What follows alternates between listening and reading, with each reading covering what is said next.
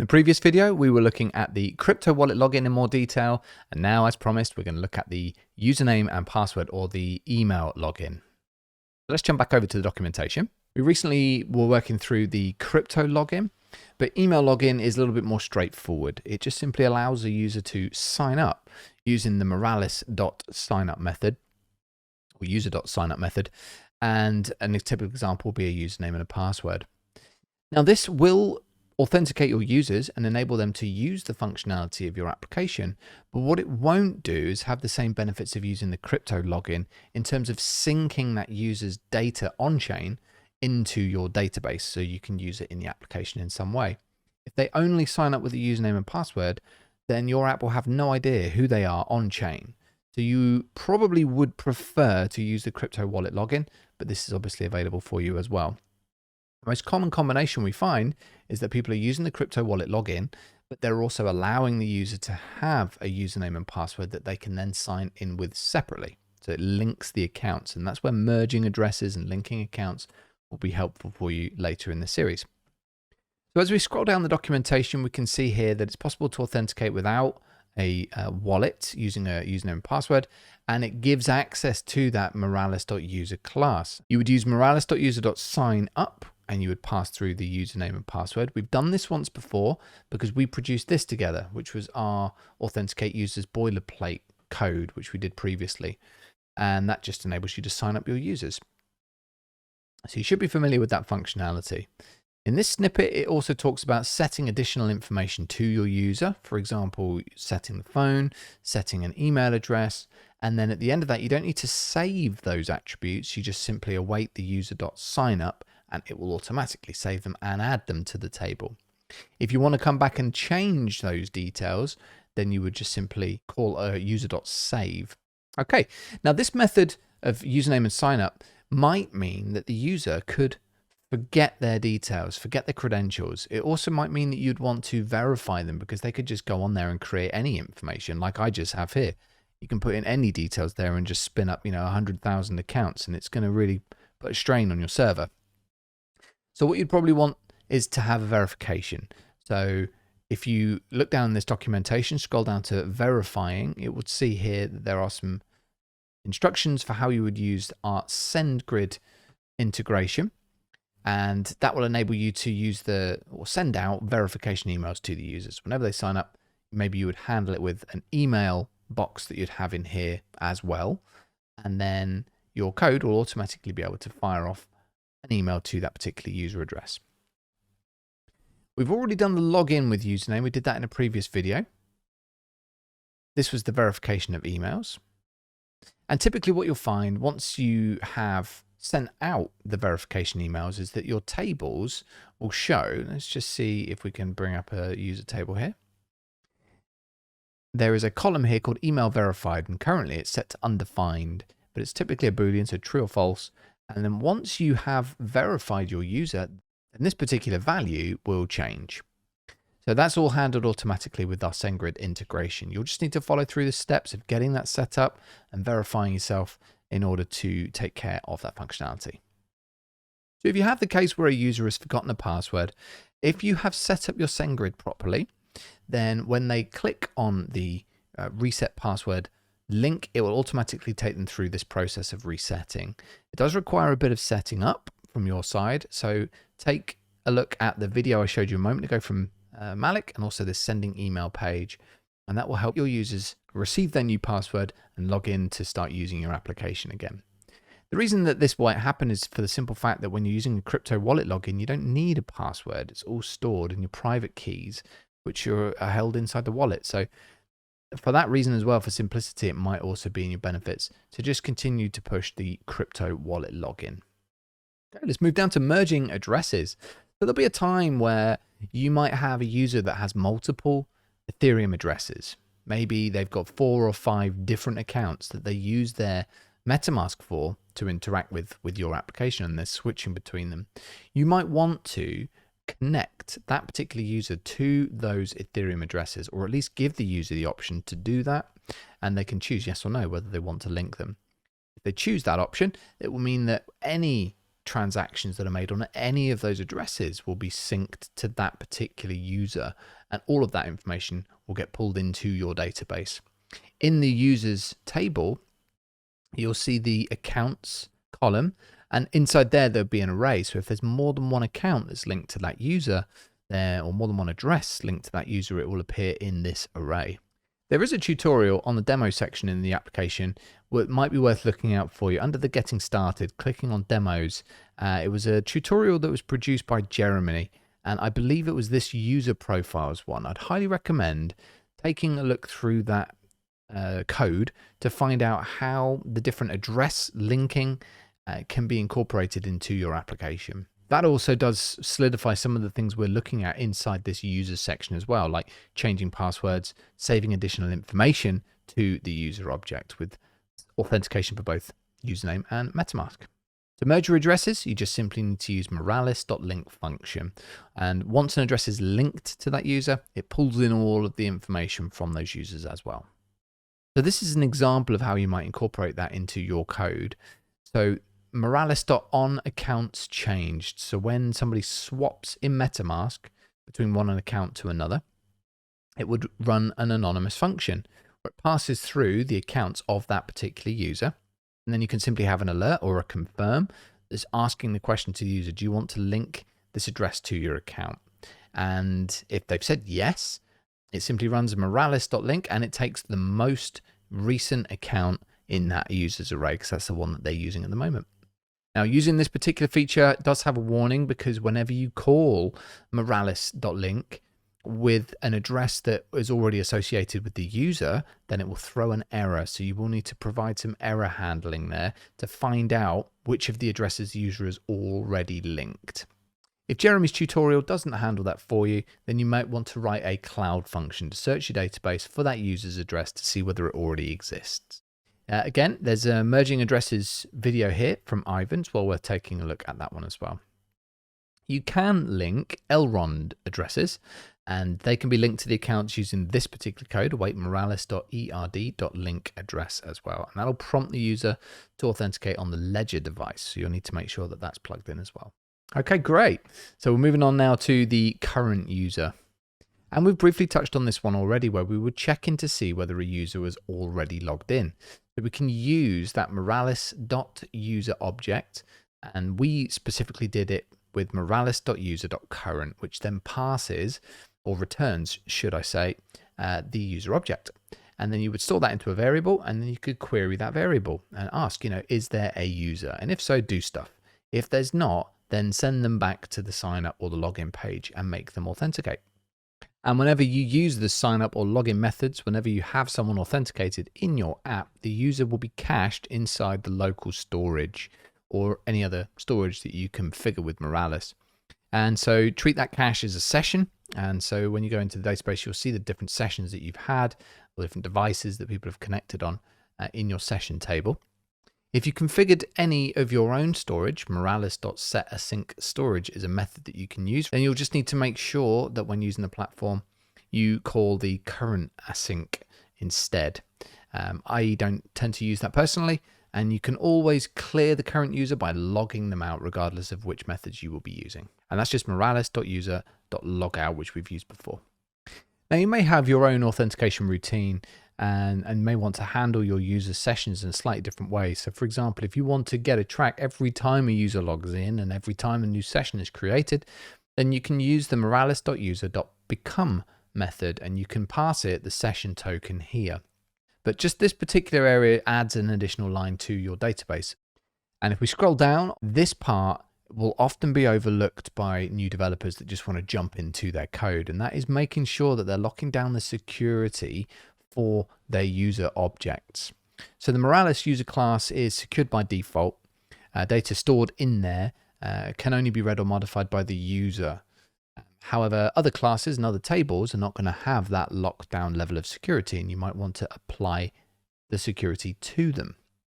So this following snippet shows security policy in action. So for example, this first snippet here, this is showing a user that's trying to log in and then change their username to a new username, and that will allow them to do that. So the user awaits moralis.user.login. They log in with their username and their password. They then call a user.set method, which hooks into the username table and then allows them to assign a new username, and then calls user.save to save that. And that will succeed because the user is authenticated on the device and it will allow them to do that. So in this particular example here, this is an example of something that's going to fail. So let's just say somebody's trying to hack into your database and change your username. What they're doing here is they're running a new Moralis query. They're running into the moralis.user table. And then what they're doing is they're running the query to try and get a particular user from their object ID. Let's say it's your object ID that they want. And then what they're going to do is they're going to try and set your new username to another username and then run the save. Well, that's going to provide an error for the simple fact that the user that's trying to do that is not authenticated as the user that it's trying to change. Only you can change your username and no one else could do that for you, or only somebody that's logged in as you or authenticated as you would be able to do it. So let's demonstrate a little bit about the security for other objects. Now this section is specifically related to locking down some of the classes that you'll have inside of your database. So for example, if I just load up one of the databases that I have, this one over here, it's fresh for this exercise. And inside of this database, I've got 4 users and I've created a new class called Note. And inside that Note, we've just created some messages, which I'll show you the application for in a moment. So the application will look like this, very, very basic. It's just our boilerplate code that we programmed together, which when we log in, will have the ability for an authenticated user to post a message. So if we log in, then this is the list of messages. Now there are 6 notes, but what I've done is I've created some security on these notes to mean that users will only be able to see the notes that they post or that they have access to. So in this case, Catherine, the user, has access to these 4 messages. 2 were written by that user and 2 were not. And this is where the message was written. If we log out, log in with, say, the second user down here, then we will see that that user only has access to 2 messages, this one and this one. And then there was a final user down here, user 101. I pressed the wrong button, pressed comment. The user 101, if we log in, has access to these 3 messages. Okay, so let's head over to the database and take a look at the security features first of all. In this notes section of the database, we can see this column here called ACL. That stands for Access Control Lists. And that is literally controlling who has access to individual items in the table. So if we click on this particular one at the bottom here, double click on that, it loads up and says that the public does not have read or write access, but this particular user, this is the object ID of the user, and the username is Catherine33, has read and write access. Okay, so we'll just cancel that. I'll go into another one. This particular note has public read and write access, but also has access for user 101 as well. Although that wouldn't make any difference because the public read-write access would overwrite everything anyway. This next one here doesn't have public read-write access, but it does allow access for user 101. So this particular message is only visible by user 101. It says, given the speed at which developers are moving from Web2 to Web3, so on and so on. Let's go back because we're logged in as user 101 here. And there's that message, given the speed at which, and so on and so on. Okay. Back into the database, if we take a look at this one, it doesn't have public read or write access, but it does allow access to 3 users, Chris, Catherine, and user 101. So that means that the public, if they were not logged in, would not be able to see these messages, but these 3 users can. Okay, and 101 is able to see that message. Moralis is the number 1, it says. This one, Moralis is the number 1. Okay, and the same would be for the others as well. No public read-write access, but Catherine has access in this case. And this one is actually it's a different user. This is a MetaMask user, and you can see the username is randomly generated. So this was just logging in using a regular MetaMask authentication. But again, no public read-write access, only read-write access for that user. Okay, so you can set an ACL one of 2 ways. You can either go into the database and literally change it. So for example, if you wanted to remove Catherine's read-write access, you can delete that and then save the ACL. And then it says that the only way to access that message is with a master key only.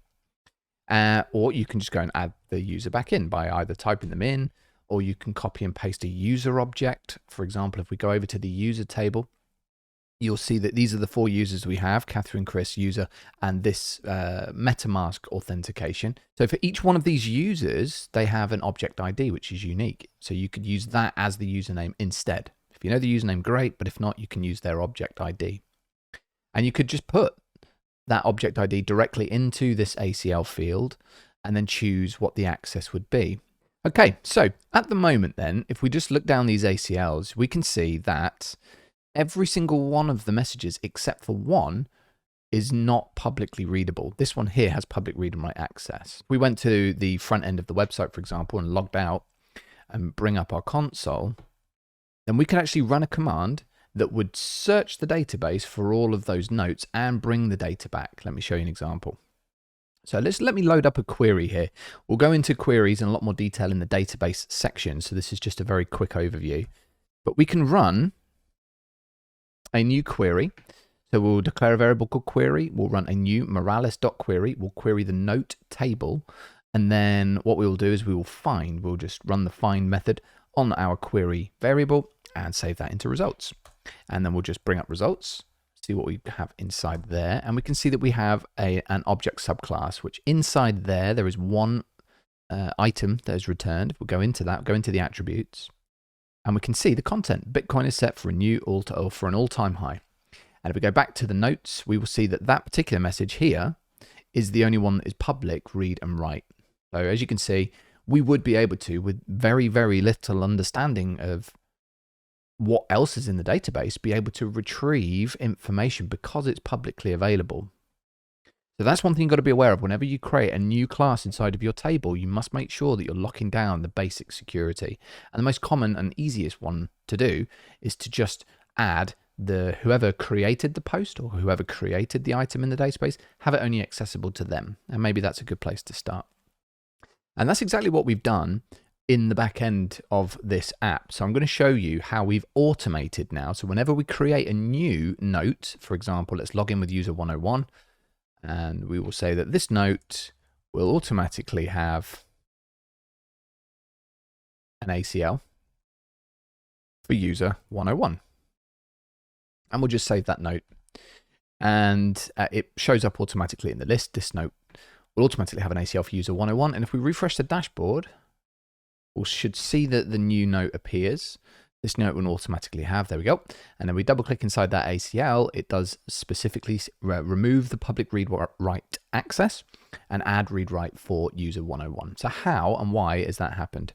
Well, let's go into the code and just take a quick look at the application.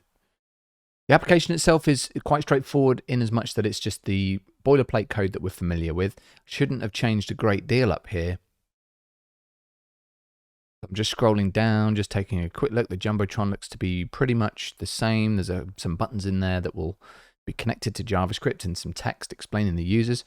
We've got the new initialize feature. We have a function called post comment, which is where the ACL is going to be set. So what we've done here is we have created a new variable called note, of which we've then run moralis.object.extend. So we've created a new class in the table, basically. And then we've we're creating a new note each time the post comment function is run.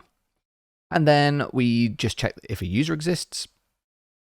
We then go and get the value from the field that they're writing the note in on the front end. And if the value is empty, then it just returns. It won't let you send or post it. But from here, what it will do is it will set some fields inside of your new note class. It's going to set the content field, which would be the comments content. We're going to set the note user to be whoever the user was, whoever's actually signed into the app at that time, and the writer of the message, which is the username of that user. So we're actually putting in a whole object into this note user, and we're just putting in a single field inside of the writer. And then what we've done is we've created a new ACL, and you can use the documentation to copy and paste what's needed. But what we've done is use the set ACL method, and inside of that, in the side of the parentheses, we write new moralis.acl and then pass in the user object. After that, you save the note, and then I've just made the the new comment field blank just to remove it, and then rendered the comments again, which is a second function. The render comments just searches the database using a cloud function, which we'll cover another time, and just pulls all of the data onto the front end if it passes the ACL. We can ignore this function. This just creates a new role, and we'll look at that in the database security section. We can ignore the run code. It doesn't do anything at the moment. The render comments is just running that cloud function we mentioned. It's not passing in any argument or parameters. It's just running get data, and get data just searches the database and passes back the data. And then once we have a result, it then cycles through them like a for loop, and then just posts and renders the HTML on the front end. And that's it. Then we've just got the standard functions: log in, log out, register a user, sign in a user, check if a user is signed in, and then render the CSS. And that's it. And then some click listeners, nothing else to it. So really the main two functions were the post comment and render the comments. Okay. And the setting of the ACL happens inside the post comment. As soon as you submit that message to save to your database, that's where you set your access control list. And the access control list just simply says, set it to the current user. And then behind the scenes, it will take care of everything for you. So let's go back to our documentation. And this is pretty much what we've just explained. The simplest way to use a Moralis.acl is to specify that an object may only be read or written by a single user, and that's what we did. And we initialized a new Moralis.acl and passed it the user object. Once you've got your ACL in place, it will then only be accessible to the user that created it, to that current logged in user. But of course, it will be accessible for any device where that user is signed in. Now, we did a standard ACL, which it grants permissions for reading and writing to that particular user. If you want to set individual permissions, such as the read access, maybe removing that, or write access, maybe removing that, then you can do so by using these particular methods. So in this snippet example here, this is a group message that's being created. It's a moralis.object.extend message, and then we're creating a new variable, new message, of which we're doing a group ACL, and that group ACL is a new Moralis ACL, and that will be the variable where that ACL is stored, and then we can add information to that ACL. So in here, for example, we've got the group ACL.set read access to the particular user, and then you set that value to true or false, and then group ACL.set write access for the particular user to true or false. Now, this example is assuming that there is an array of users which you're cycling through. Let's say there's 50 users that you want to be able to access these messages. You'll pass that array into this for loop, and each one of those 50 users will be added to that ACL. And then at the end, you save the group message.set ACL to the ACL that you've just worked on in here. And that's what that example is doing. So you can individually set different permissions if you wish to within your ACL. So that will be individually setting those permissions, but you can grant permissions to all users at once by just using the set public read access, which was the message in the backend that we saw a moment ago. When you double click on this one, for example, that's the public read and write access flag here. And by public read and write access, we're talking about read and the write that's clicked as public here. And that's the introduction to security for other objects. Now, when we get into database security, we'll take a look at this in a bit more detail, because we've looked at access control lists, which are specifically within a class or within a database, within the individual items within a database. But there are also class level permissions. So this whole class could have its own permission, which we will take a look at. And then there are roles, and perhaps the roles have a certain level of permission, and different types of security that you can apply to your database. So we'll look at that in more detail in another section. But for now, that wraps up the security for other objects. So let's hop over to sessions next, and we'll finish up this user section together. Okay, so sessions, well, what are they? Well, they represent an instance of a user that's logged into a device, or logged into your application using a device. And they're automatically created when users log in and sign up, and automatically deleted when users log out. Now, you would find the session data over in your database. Now, in this particular case, I only have one session that's ever used this app, and it's me. I've used different users, but it's only ever been one session, just one IP address, if you like, and it will be this one. So there aren't that many sessions in here. But in a different database, for example, we would have a lot more information. So in this one, where other public users have accessed this application, there would be more sessions. And you can see there are 26 sessions in this particular example in this database here. Okay, session objects are automatically stored into the session class, which we've just looked at in the database there, and you can view those from your data browser in the dashboard. And Moralis does have a set of APIs for which you can manage your session objects if you need to. Session is also a subclass of the Moralis object, and you can query and delete the items in the same way that you can with the user object and other custom objects as well. But in this case, in the session class, you shouldn't really need to automatically create the session objects because they'll be created automatically for you. Now, as you become more experienced with the Moralis server, you'll be looking into triggers, which is further on in this course, and before save, after save are two examples. But unlike regular Moralis objects, the session object will not allow you to use Cloud Code triggers. Okay, let's take a look down at session properties. Okay, so session token is for authentication on the Moralis API requests. So as an example, when I was writing this application to post comments, I used the session token inside of a cloud function, because when I call this cloud function, if I remember where it was, render content, this get data, when I try and run that, I need the cloud function to know that the person trying to get the data has an active session and that they are an authenticated user and that they will pass that ACL. So inside of the find function or find method, to collect that data, I passed it the session token. I'll quickly show you what that looks like. Let's go over to the dashboard. Cloud functions. This is the function here. It's the function called get data. It's just a simple Moralis query in descending order. And the results will simply find whatever is in there. So it just searches all the notes and sends them back. And then the find function will be passed the session token, which is just the user's session token. Automatically, when you run a cloud function, you get this request object, and inside there you'd have the user's details, the user ID, the session token, all of these things, and you can access it by request.user and then just get the session token, which is one of the attributes of the user object. And then it just returns that information back to the front end. So that would be the session token. Okay, so the user, well, that's read-only. It's a pointer to the user object that this session is for. So what is a pointer? What does that mean? Well, if we go back to the database, you can see here that these are the things that we're looking through, and this is the user field here. And you can see that this is like a button. So when you click on that, it's got this object ID in it. When you click on it, it takes us out of the session table into the user table, and it highlights that particular user's object ID. It just turns out that that's user 101. So when you go on session, this particular session is from user 101. So when we go back to our front end, we can see that we are logged in as user 101. Let's log out, and we'll log in as Catherine. And log in. And then go back to our session, refresh.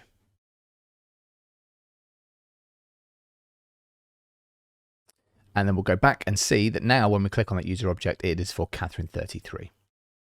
So the pointer is for the whole user object for that session.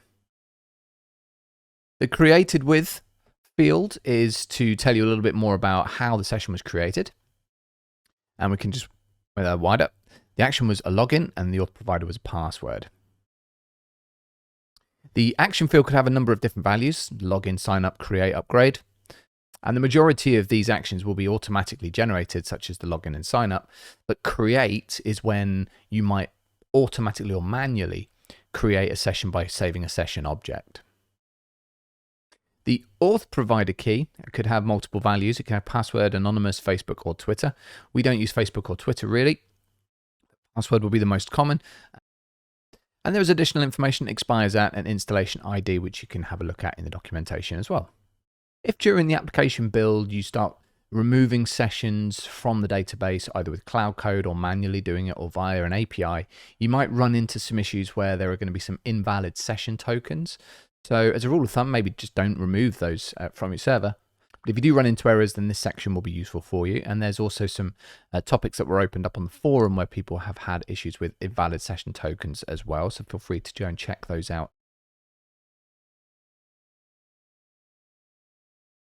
Okay, down to the session security. We briefly looked at object-related security, but this is now for the specific session security. Session objects will only be accessible by the user in the user field. All session objects will have an ACL. You can't change the ACL. So querying sessions will only return those that match that particular user. Now it says here that you can configure class level permissions, which we have not yet covered. So that would be like just any other class in the database. But once you've understood a little bit more about how they work, you may want to revisit this section and just read through how you can apply some of these common use cases for session CLPs. And guys, that is our users section. So we've gone into a bit of detail on the logins and authentication and how the information is stored in the database, how you can reset passwords, merge addresses. The linking of accounts, we didn't specifically show an example for, but I will in the next series of videos because we're going to build something that will use that particular feature. We looked at the current user and the current user object, attributes included within there. We looked at building our own custom classes, such as the notes from that app that we built. We looked at security of the objects and how you can retrieve the information. There's quite a few things there that we've started to dive into. So next up, we're going to move over to sending ETH tokens and NFTs and also take a look at the Web3 API, all of which will be incorporated inside of a project that we're going to build together, which will be our web wallet. Now, you may have seen a little bit about this in some of our magazine-related videos, but that's what we're going to build together to get that app working, to utilize this functionality all in one place. So come and join me in the next video, and let's jump straight into it.